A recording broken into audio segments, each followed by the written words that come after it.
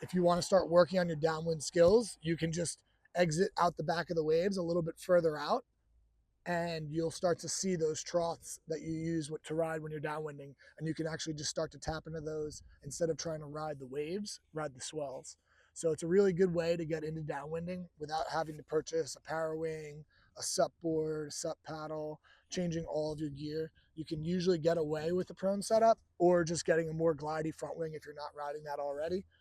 Instead of riding the Nomad 830, I ride the Atlas 960. It gives me a little more low end, a little more glide. It just makes it a little bit easier as I'm going down the coast and riding the swells. So as you're going downwind, it's hard when you're learning in the prone surf because you're either on a wave or you're pumping to get to the next wave. So it's really kind of a little tricky to figure out the low end and glide of a foil. The nice thing about going downwind and going with the swells is you can really start to play with and trust that low end and see where the stall point is. So you'll have the wind at your back as you're going.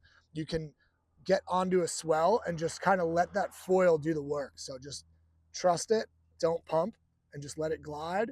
You'll feel it start to lose altitude, and then at that point you can start to re-engage, start pumping again, but you're on the assistance of a swell and with a little bit of wind at your back, so it'll make it a little bit easier, and you'll be able to play and learn how slow your foil can go, which is super important to not burning out when you're going for distance.